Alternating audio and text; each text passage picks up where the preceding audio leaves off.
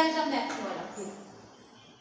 आज हम पढ़ने वाले हैं MBA थर्ड सेम का new topic which is product and brand management के अंदर सेकेंड यूनिट का second topic product life cycle. Product life cycle जिसको आप किस नाम से जानते हैं, PLC के नाम से भी डिनोट करते हैं। प्रोडक्ट की लाइफ साइकिल क्या होती है, वो किस किस बेसिस पे कहाँ से स्टार्ट होती है और कहाँ पर जाके उसकी साइकिल जो है वो एंड हो जाती है, आज हम इस लेक्चर में डिस्कस करेंगे। First thing we will discuss about that, जैसे हमारी लाइफ की भी एक साइकिल होती है, उसी तरह एक प्रोडक्ट की भी साइकिल होती है। किसी भी चीज की एक साइकिल जो है वो चलती रहती है। हमारी लाइफ की साइकिल किस तरह चलती है, कहाँ से शुरुआत होती है, कहाँ पर एंड होती है, उसी तरह इस प्रोडक्ट की भी लाइफ साइकिल जो है वो कहाँ से एंड हुई और कहाँ से स्टार्ट हुई और कहाँ पर जाकर एंड है, इस बारे में हमें पता करना है या पढ़ना है। फॉर एग्जाम्पल, अगर मैं अपनी लाइफ की बात करूँ तो हमारा स्टार्टअप होता है बर्थ से और लाइफ का एंड होता है डेथ से।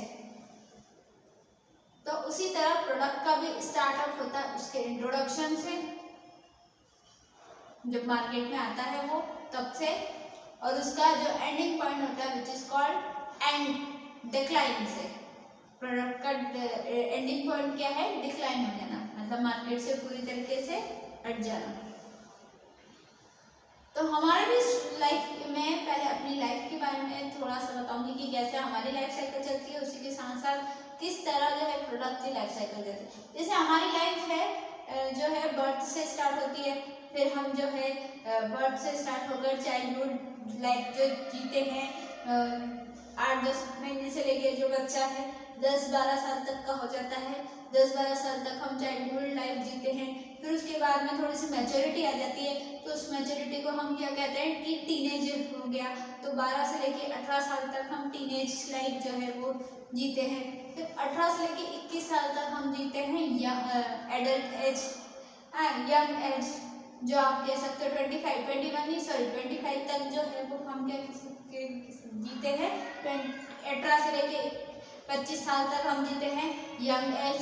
फिर 25 से लेके 45 या 50 तक आप जो कह सकते हो वो एडल्ट लाइफ होती है, तो आप उसको जीते हो। फिर उसके 45 से डिक्लाइन करते हुए बाद में जितने भी आप जीते हो लाइक 60 तक या 70 तक 80 तक, तो वो क्या कहलाती है, आपकी ओल्ड एज कहलाती है। तो हमारी जैसे लाइफ में भी हर एक चीज़ जो स्टेप बाय स्टेप है, पहले का बर्थ हुआ, फिर थोड़े दिन तक वो चीज़ें लाइफ में चलती रही, एक जैसी चीज़ें चलती रही। टीनेज जब आप हुए, चाइल्डहुड लाइफ जो है, तो आपने किस में गुजारी, आप स्कूल गए, आपने खेल कूद में, स्कूल खेल कूद तो घर पर रहना, जो टीनेज लाइफ है इस तरह बिताई। फिर जब आप थोड़ा मैच्योर हुए तो आपने कुछ नया चीज अपनाया, उस नए चीज को हम क्या कहेंगे, टीनेज लाइफ कहेंगे। फिर आपने अपनी सूझबूझ के हिसाब से अपने दोस्त बनाए, अपनी सूझबूझ के हिसाब से आप पढ़ाई करने लगे। पहले जब आप चाइल्डहुड थे तो आपको पेरेंट्स की हेल्प लेते थे या टीचर्स कोचिंग्स वगैरह अदर चीज़ों की हेल्प लेते थे। अब आपको खुद से ही इतना समझ आ गया है कि आप खुद से अपनी स्टडी कर सकते हैं, खुद से चीज़ें जो है वो लेकर आ सकते हैं, खुद से सारी चीज़ें जो है वो समझ सकते हैं। नेक्स्ट फिर आती है 18 से लेके 25 तक, 18 से लेके 25 तक। तो 18 से लेके 25 तक आपने अपनी कॉलेज लाइफ जी, आपकी जॉब जो है वो लगी, आपने वो लाइफ जी। तो अलग अलग तरीके से फिर उसमें भी न्यू थिंग्स, नए स्ट्रेटजी, सब नए न्यू कंपटीशन में भाग लिया और लाइफ के कंपटीशन को भी पार्टिसिपेट किया, लाइफ के अंदर भी जीत हासिल की, अपने टारगेट को, अपने अचीव को हासिल किया। और उसके बाद फिर आ जाती एडल्ट, उसमें आपने कुछ अलग चीज़ें जो है वो की। और उसके बाद फिर जब ओल्ड एज आई तो उसमें आपने क्या किया कि उसमें अपने आप को फिर क्या कर दिया, पूरी तरीके से हर चीज़ से हटा दिया, सोशल मीडिया से आप हट गए, आप हर चीज़ को घर पे ही रहने लगे, भगवान के भजन वगैरह में इसमें अपना मन लगा लिया। तो ये क्या है, ये आपकी लाइफ की क्या है, पूरी साइकिल है, किस तरह बर्थ से लेकर डिक्लाइन डेथ तक आपकी साइकिल जो है किस तरह चल रही है। पहले एक जैसी चली, फिर बीच में गैप आया, फिर एक जैसी चली, फिर बीच में गैप आया। तो ये स्टेप आउट स्टेप जो है वो चलती जाती है। तो उसी तरह प्रोडक्ट की भी लाइफ साइकिल होती है। प्रोडक्ट की लाइफ साइकिल भी क्या है, सेम आपकी लाइफ की लाइफ साइकिल जैसी होती है। जब कोई चीज मार्केट में इंट्रोड्यूस होती है, सबसे पहले क्या होता है, उसका बर्थ होता है। तो उसका बर्थ कैसे करते हैं लोग, उस प्रोडक्ट का बर्थ कैसे करते हैं, उसको इंट्रोड्यूस करवाते हैं। इंट्रोड्यूस करवाना मीन्स पहले उसके बारे में सोचना, तैयार करना उस प्रोडक्ट को, और फिर उसको मार्केट में इंट्रोडक्शन करवाना है कि ये प्रोडक्ट जो है वो मार्केट में आया है, ये इस तरीके से नया है, ये इस तरीके से नया काम करेगा, ये इस यूज में आपका आएगा। वो क्या कहलाता है, इंट्रोडक्शन कहलाता है। फॉर एग्जाम्पल मान लो आप जो सैनिटाइजर आया था कोविड के दौरान ही क्या है, हमने सैनिटाइजर का बहुत यूज किया है, बहुत सारे जो है वो सैनिटाइजर को हमने उस वक्त परचेज भी किया है। तो उस समय जो है जब कोविड आया था तो पहले तो लोग समझ नहीं पाए थे, फिर उसका एक जो है निवारण किया कि हम सैनिटाइजर का यूज करेंगे और मास्क का यूज करेंगे। जब उसका जो मेडिकल ट्रीटमेंट निकला कि अब हमको ज़्यादा से ज़्यादा सोशल डिस्टेंसिंग पर बिलीव करना है, लोगों से जो है वो दूर रहना, 1 हाथ की दूरी बनानी है, साथ ही साथ आपको मास्क वेयरिंग करना है, एंड देन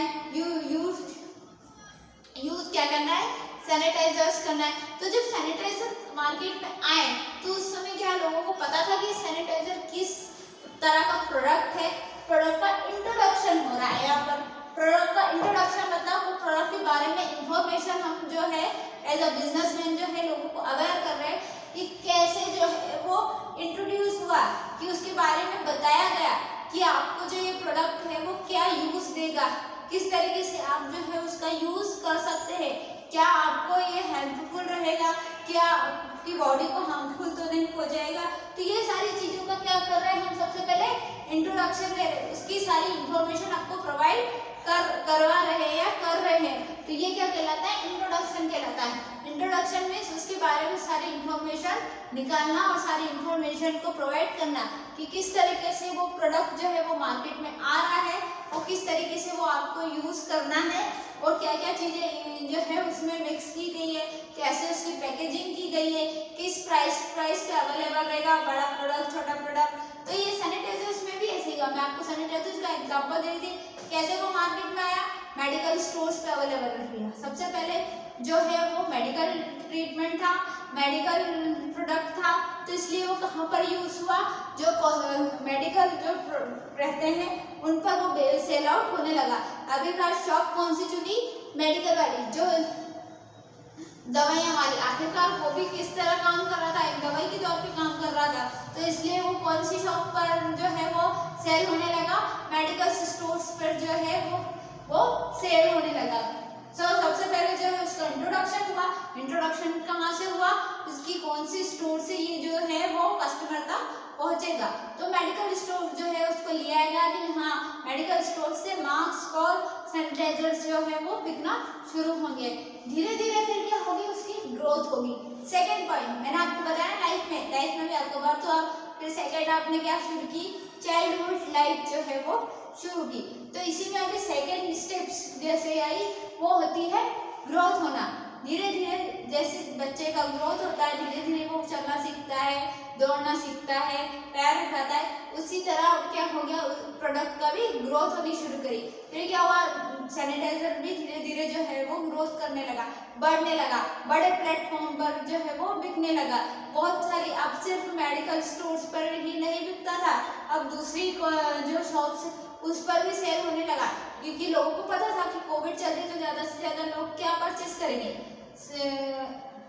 सैनिटाइजर को परचेस करेंगे। इसीलिए क्या हो गया, ज़्यादा से ज़्यादा लोग जो दूसरी शॉप से उसका भी इस्तेमाल किया गया और दूसरी शॉप्स पर भी ये प्रोडक्ट जो है वो बिकना शुरू हो गया। तो वो क्या हो गया, उसका ग्रोथ हो गया। Third one is maturity. फिर आपको मैच्योर हो गया, उसके बारे में सब लोग अवेयर हो गए। मैच्योरिटी लेवल जिसमें आप सब समझने लग जाओ। जैसे आपकी लाइफ का भी एक मैच्योरिटी लेवल रहता है, विच इज कॉल्ड 18 to 25, मैंने आपको बताया। यंग एज, जिसमें आप सारी चीजें जो है वो समझने लगते, आपके अंदर इतनी सूझबूझ है, जो आप डिसाइड करते हो लाइफ के अंदर वो जो है वो एक्चुअल चीजें होती है, एक्चुअल फैक्टर होता है। चाहे आप लाइफ में सक्सेसफुल हो या अनसक्सेसफुल हो, और फिर भी आप में इतनी समझ है कि आप जो लाइफ में डिसीजन ले रहे हैं या लाइफ में जो कुछ भी कर रहे हैं वो आपके कंट्रोल में है फर्स्ट थिंग, और वो आपकी सोच है, वो सिर्फ आप पर ही डिपेंड करती है। तो मैच्योरिटी मीन्स अब वो जो प्रोडक्ट है वो इतना मैच्योर हो गया है, इसके बारे में सब लोग जो है वो जान गए हैं, उसकी इंफॉर्मेशन जो है सबको पता चल चुकी है, साथ ही साथ जो है वो सब लोग जो है उसके बारे में अवेयर हो गए और सब लोग जो है उसका यूज कर रहे हैं। थर्ड वन इज सैचुरेशन मतलब कि वो स्टेप आ जाती है फिर सब लोग इस्तेमाल तो करते रहे। सैचुरेशन वो स्टेप आ जाती है जब लोग जो है उस प्रोडक्ट को नापसंद करना शुरू कर देते हैं। थोड़े दिनों बाद जब सैनिटाइजर आया उस समय फिर सब लोग मैच्योर हो गया, उसको ही यूज करना, दिन भर उससे यूज करना, दिन भर उसको यूज करना, फिर वो है ना इतना ज्यादा लिक्विड फॉर्म में आने लग गया कि उसमें केमिकल जो है यूज ही नहीं होने लग गया, तो उसे इतना ज्यादा लिक्विड फॉर्म में ला दिया गया कि फिर क्या करने लगे लोग जो है उसका गलत इस्तेमाल करने लगे। वो क्या करने लगे फिर उसको नापसंद कर, इतना ज्यादा यूज करने लगे, इतना ज्यादा दिन भर इधर से आए कर रहा था, फिर क्या हुआ, इतना ज्यादा यूज करने लगे कि उसके हार्मफुल इफेक्ट्स जो है वो दिखने लगे। आखिरकार है तो वो एक केमिकल से मिलकर बना है, तो एक वो जो है वो दवाई, जिस तरीके से दवाई जो है ज़्यादा लेने पर आपको हार्मफुल इफेक्ट बुलाती है, जब आप मेडिसिन का ओवरडोज जो आप लेते हैं या आप ओवरडोज का इस्तेमाल करते हैं, जब आप मेडिसिन भी ओवर ले लेते हैं तो उससे जो आपको बॉडी को हार्मफुल इफेक्ट्स होते हैं, उसी के साथ साथ इससे भी क्या हो रहा है, बहुत सारी हार्मफुल इफेक्ट्स जो है बॉडी के अंदर हमें देखने को मिले। हम हैंड वॉश करना, सोप से हैंड वॉश करना जो है वो छोड़ दिया लोगों ने, दिन भर जो है सैनिटाइजर का यूज करते थे, तो उसका जो केमिकल है ना हाथ पे रिएक्शंस करना शुरू कर दिया। बहुत सारे रिजल्ट्स जो है वो अलग अलग तरीके से आए, बहुत सारे सैनिटाइजर्स जो है वो अलग अलग तरीके के होते हैं, अलग अलग क्वांटिटी क्वालिटी के होते हैं, जिसकी वजह से क्या हुआ है, कुछ फेल हो गए, कुछ जो है वो सक्सेसफुली रन होने लगे। तो ये क्या था, फिर एक सैचुरेशन आ गया कि जहाँ पर लोगों ने सैनिटाइजर को परचेज करना जो है बंद तो नहीं किया बट कम कर दिया। अब लोग जो है वो सोप यूज करते हैं हैंड वॉश करने के लिए, हालांकि सोप हम शुरू से ही यूज करते, पर सैनिटाइजर तो सिर्फ एक ही उस पे आया था विच इज कॉल्ड कोविड-19 के बाद ही सैनिटाइजर और मास्क को लाया गया था। अदरवाइज हम मास्क तो हम लोगों ने डॉक्टर्स को भी पहनते हुए देखा है, हम मास्क जो है वो अधिकतर डॉक्टर्स को या जो भी मेडिकल स्टाफ है उनको शुरू से ही पहनते आ रहे हैं। मास्क पहनना भी कोई नया नहीं था हमारे लिए, पर हर किसी को मास्क में हमने नहीं देखा था। हम अभी बाजार में या कहीं भी जाते हैं, मार्केट में या बाहर कहीं जाते हैं, तो हम अपने आप को कवर कर लेते हैं। जब समर सीजन आता है तब भी हम अपने आप को कवर करके चलते हैं, जो धूप की रोशनी से बचने के लिए फायदेमंद रहता है। तो सैचुरेशन पोजीशन भी वही थी कि लोग जो है उसके बारे में इतना अवेयर हो गए थे कि फिर जब उससे हार्मफुल इफेक्ट्स होने लगे तो उससे उस प्रोडक्ट को नापसंद करना। सैचुरेशन मतलब उस प्रोडक्ट मार्केट में है बट उस प्रोडक्ट को कस्टमर क्या कर रहे हैं, नापसंद कर रहे हैं। प्रोडक्ट का मार्केट में होना बट उसका नापसंद होना विच इज कॉल्ड सैचुरेशन पोजीशन। फिर अब क्या होता है, प्रोडक्ट सैचुरेशन पोजीशन पे आ चुका है, मतलब प्रोडक्ट जो है मार्केट में होता है बट क्या है, कुछ लोग उसको नापसंद करते हैं, कुछ ही लोग जो है उसको खरीदना पसंद करते हैं, प्रेफर करना पसंद करते हैं। एंड नेक्स्ट इज डिक्लाइन, जब जो है वो मार्केट से पूरी तरीके से डिस्ट्रॉय हो चुका है, पूरी तरीके से हट चुका है, अब सारे लोगों ने उस प्रोडक्ट को जो है खरीदना बंद ही कर दिया। मैंने आपको मैगी का एग्जांपल दिया था, बिल्कुल ही सब लोगों ने जो है हाथ खड़े कर दिए थे कि अब हम मैगी खाएंगे ही नहीं, इसमें तो प्लास्टिक की चीजें जो है, जब इंफॉर्मेशन दी गई, जब इंफॉर्मेशन जो है वो आई कि नहीं इसमें प्लास्टिक सब्सटेंस जो है यूज किया जाता है या प्लास्टिक सब्सटेंस जो है वो खाने में आ रहा है लोगों को, जो कि स्टोन वगैरह की जो डिसीज होती है वो क्रिएट होती है, साथ ही बच्चों के लिए भी हार्मफुल है, तो मैगी नहीं ले आप। तो फिर क्या हो गया, मैगी जो है वो नेस्ले कंपनी ने बनाना बंद हो गई, लोगों ने खरीदा, बनाना बंद होने से पहले लोगों ने खरीदना ही इसे बंद कर दिया था, वो परचेज करना बंद हो चुकी थी, कोई कंज्यूमर उसको परचेज करना पसंद ही नहीं कर रहा था, बिल्कुल तरीके से मार्केट में जो है सेल होना बंद हो गई थी। तो फिर क्या होगा, बिजनेसमैन क्या करेगा, उस प्रोडक्ट को हटा देगा मार्केट से, ये तो वो प्रोडक्ट को हटाना क्या कहलाता है, डिक्लाइन कहलाता है। जब कोई प्रोडक्ट जो है वो मार्केट से हट जाता है, पूरी तरीके से सेल होना बंद हो जाता है, तो वो क्या कहलाता है, डिक्लाइन पोजीशन कहलाती है। इसके अंदर जो एक पॉइंट आता है सैचुरेशन से लेके डिक्लाइन तक, सैचुरेशन से डिक्लाइन तक का जो फैक्ट आता है which is called peak point, वो उस प्रोडक्ट का क्या होता है, पिक पॉइंट होता है। हमारी लाइफ के अंदर भी ऐसा होता है, जब हम जो है यंग एज, ओल्ड एज हमारे एडल्ट से ओल्ड में पहुंचना एकदम से वो हमारी लाइफ का पिक पॉइंट है कि हम एकदम से जो है ओल्ड एज में पहुंच जाते हैं। ऐसे ही जो है वो प्रोडक्ट का भी होता है। प्रोडक्ट क्या हो गया, बिल्कुल मार्केट में अवेलेबल है बट नापसंद हो गया, लोग जो है उसको नापसंद करने लगे, नापसंद के साथ साथ वो खरीदना भी उन्होंने बंद कर दिया। तो जब खरीदना बंद कर देंगे तो वह एक तरीके से डिक्लाइन की पोजीशन पहले से आ गई। फिर क्या करते हैं, जो बिजनेसमैन होता है उसको पूरी तरीके से हटा देते हैं। वो जब वो हटाते हैं, पहले कस्टमर हटाता है उनसे और फिर जो है बिजनेसमैन खुद ही हटा देता है कि अब तो बिक ही नहीं रहा तो क्या फायदा इसको प्रोडक्ट को जो है मार्केट में लाने का या उसका उत्पादन करने से क्या फायदा। तो फिर सैचुरेशन से लेकर डिक्लाइन तक की जो पोजीशन होती है which is called peak point, इसको क्या कहा जाता है, एक पिक पॉइंट कहा जाता है। पिक पॉइंट का मतलब एक ऐसा पॉइंट है जो कि दोनों एक जैसे होते हैं, बट उसमें ये अंतर है कि पहले कस्टमर हटाता है बट मार्केट में अवेलेबल है और दूसरे टाइम पर पूरी तरीके से हट जाता है। अब ये क्या कहलाता है, हमारा पिक पॉइंट कहलाता है। नाउ नेक्स्ट इज इसका टाइम। पहले टाइम ड्यूरेशन क्या होता है, इंट्रोडक्शन, फिर उसके बाद आता है उसका ग्रोथ, फिर होती है उसकी मैच्योरिटी लेवल बढ़ता है, वो मैच्योर हो जाता है प्रोडक्ट, सब लोग अवेयर हो जाते हैं कि सब लोग उसको खरीदने लग जाते हैं, सब लोग उसकी इंफॉर्मेशन खुद ही जो है वो सर्च कर लेते हैं। अब उसकी नेसेसिटी इतनी बढ़ गई है कि लोगों को लगता है कि हाँ अब हमने ये खरीद लेना चाहिए। जैसे आपने पहले मैंने आपको बताया कि पहले जब इंट्रोड्यूस हुआ था सैनिटाइजर तो किस तरीके से लोगों को मेडिकल स्टाफ ने इंट्रोड्यूस कराई कि नहीं आप सैनिटाइजर लेकर जाओ, किस तरह का काम करता है, कैसे हैंड वॉश की जगह पे हाथ जो है वो सैनिटाइजर से रब करना चाहिए आपको। तो उसका फिर क्या होगा, मैच्योरिटी लेवल आ गई उसकी, लोग खुद ही उसके बारे में क्या हो गए, अवेयर हो गए। लोग खुद अब उसके नाम से जो है वो खुद ही जाकर जो है उसको खरीद के लेके आते हैं कि भैया आप सैनिटाइजर दे दीजिए कितने में। फिर उसकी परचेसिंग पावर भी बढ़ गई, उसके रेट क्या हो गए, धीरे धीरे बढ़ते हैं। जब मैच्योरिटी जो लेवल आती है, जो टाइम पीरियड होता है मैच्योरिटी का, वो क्या करती है, प्राइस को इंक्रीज कर देती है। प्राइस को इंक्रीज मतलब कि कस्टमर भी उसके बारे में अवेयर है, साथ ही साथ जो कंपनी लेकर आई है या जो ऑर्गेनाइजेशन ने आपके लिए जो प्रोडक्ट न्यू लेकर आए हैं तो उसके बारे में आपको भी पता है, उनको भी पता है किस तरह की चीज़ें जो है वो उसमें मिक्स की गई है, कौन से टूल्स, टेक्निक्स और इंग्रेडिएंट्स जो है उसमें यूज़ किए गए हैं। तो फिर उस हिसाब से क्या होगा, वो प्रोडक्ट सेल होगा। और जब ज़्यादा से ज़्यादा प्रोडक्ट सेल होते हैं तो उसकी प्राइस भी क्या कर दी जाती है। फिर बिजनेसमैन जो है वो एक चीज़ पर ही बिलीव करता है, वो होता है उसका प्रॉफिट अर्न करना या प्रॉफिट को ज़्यादा से ज़्यादा अर्न करना।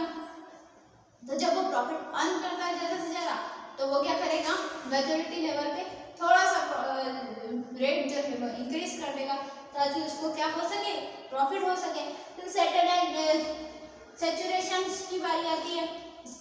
टाइम कैसा आ जाता है, सैचुरेशन, लोग कंपटीशन जो है वो बढ़ जाता है और फिर जो है वो प्रोडक्ट को नापसंद किया जाता है and then to go for decline, और फिर किस पर चला जाता है, डिक्लाइन की पोजीशन चली जाती है। तो ये होती है प्रोडक्ट की पूरी लाइफ साइकिल, जिसको आप PLC के नाम से भी कह सकते हैं। प्रोडक्ट लाइफ साइकिल को शॉर्ट फॉर्म में क्या कहा जाता है, PLC कहा जाता है।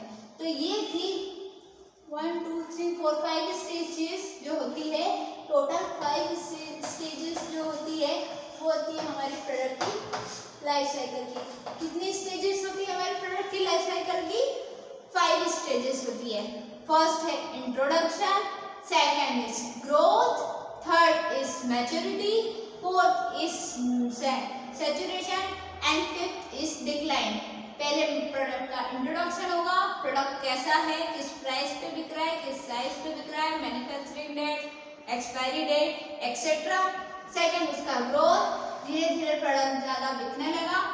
थर्ड इज उसकी मैच्योरिटी, अब लोग कस्टमर भी उसके बारे में जानने लगे, परचेस करने लगे, नेसेसरी हो गया वो। उसके बाद बिजनेस भी जो है ज़्यादा से ज़्यादा उसका उत्पादन करके प्रोडक्शन करके प्रोडक्ट को सेल आउट करने लगा। फोर्थ वन इज सैचुरेशन, जो कंपटीशन आ गए और कॉम्पिटिटर्स आ गए तो उसके साथ उस प्रोडक्ट को क्या कर दिया गया, नापसंद कर दिया गया, सिर्फ कस्टमर के थ्रू नापसंद किया।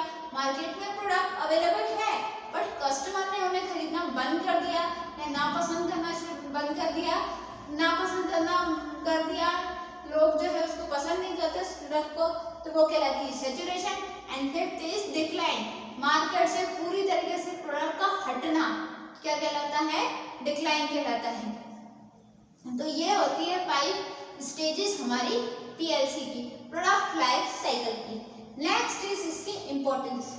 अब अगर आपको बताऊं कि इम्पोर्टेंस क्या क्या होते हैं पीएलसी के, तो फर्स्ट इम्पोर्टेंस होता है प्रोडक्ट की जो लाइफ साइकिल होती है, तो उसका फर्स्ट इम्पोर्टेंस होता है कि कैसे हम लोगों को ज़्यादा से ज़्यादा उसके बारे में इंट्रोड्यूस कराएं, ज़्यादा से ज़्यादा उसके बारे में अवेयर कराएं। ज़्यादा से ज़्यादा अवेयर कराएंगे, ज़्यादा से ज़्यादा इंट्रोड्यूस करेंगे तो ज़्यादा से ज़्यादा क्या होगा, प्रोडक्ट की ओर आकर्षित होंगे लोग और ज़्यादा से ज़्यादा क्या होगा, वो प्रोडक्ट का सेल होगा। सेकेंड होते हैं कंपटीशन को बढ़ाना। पीएलसी के थ्रू कंपटीशन भी बहुत बढ़ता है। प्रोडक्ट की लाइफ साइकिल भी है, कितने टाइम से चल रही है, कोई प्रोडक्ट लॉन्ग टर्म चलता है, कोई प्रोडक्ट जो है शॉर्ट टर्म में खत्म हो जाते हैं, तो अलग अलग पोजीशन पे प्रोडक्ट जो है चलते हैं। फिर थर्ड वन स्टेजेस जो है वो बढ़ती जाती है, कोई लॉन्ग टर्म में चलता है, कोई शॉर्ट टर्म में चलता है, तो सेकेंड हो गया उसके टाइम के according. Third one is competitors. Competition कैसे बढ़ता है, एक होता है एक प्रोडक्ट के बहुत सारे ब्रांड जो है अलग अलग जो ब्रांड जो है वो अपने खड़े कर देती है। हम एक इलेक्ट्रॉनिक की बात करें तो हम फोन्स खरीदने जाते, जब हम सेल फोन्स की बात करते हैं तो फर्स्ट हमारे सामने आता है एमआई, फिर उसके कॉम्पिटिटर्स में सैमसंग, उसके कॉम्पिटिटर में नोकिया, उसके कॉम्पिटिटर में वीवो है, उसके कॉम्पिटिटर्स में और भी अदर सेल फोन्स है। तो ये सब क्या है, जियो है, ये सब क्या है, इसके अलग अलग कॉम्पिटिटर्स है, अलग अलग ब्रांड है। जो हमारे पास प्रोडक्ट एक ही है पर उसके ब्रांड क्या है, अलग अलग है, सबके अलग अलग फीचर्स है, सब अपने अपने न्यू फीचर्स के साथ न्यू डेवलपमेंट कर रहे हैं इस प्रोडक्ट का, ताकि उनका प्रोडक्ट क्या हो सके, सबसे अलग दिखे और सबसे ज़्यादा बिक सके। ऐसे ही होता है हम मोबाइल्स की जो सिम कार्ड्स होती है, सिम कार्ड्स हम हमारे लिए मोबाइल की नेसेसरी है, उसके साथ साथ एक प्रोडक्ट दूसरे प्रोडक्ट पर जो है उसकी एबिलिटी मैंने आपको बताया था ना, जब आपको अगर कॉपी लेकर आए, पेन लेकर आए तो इंक की भी जरूरत पड़ेगी, कार लेकर आए हो तो उसके साथ में पेट्रोल की भी जरूरत पड़ेगी। उसी तरह जब आप फोन लेकर आए हो तो उसके साथ में किसकी जरूरत पड़ेगी, सिम कार्ड्स की जरूरत पड़ेगी। अब सिम कार्ड्स की भी बहुत सारी जो है वो ब्रांडेड कंपनीज है जो सिम को प्रोवाइड करती है, जिसका networking system first Idea, second Airtel, third Jio और उसके बाद में जो वोडाफोन है वो थी। तो ये सारे जो है वो, पर हम कौन सा प्रेफर करेंगे, जिसका नेटवर्क सिस्टम ज़्यादा हो, जिसका नेटवर्क अच्छे से मिलता हो, जिसका नेट सिस्टम जो है, नेट कनेक्शन जो है वो अच्छे से चलता हो, जिसकी सारी चीज़ें जो है बहुत अच्छे से चलती हो, जिसके बैलेंस में फ़ायदा हो, जो है न्यू स्कीम हो कि 1 महीने में 1 साल का बेनिफिट होगा, इतने मंथ का बैलेंस देगा।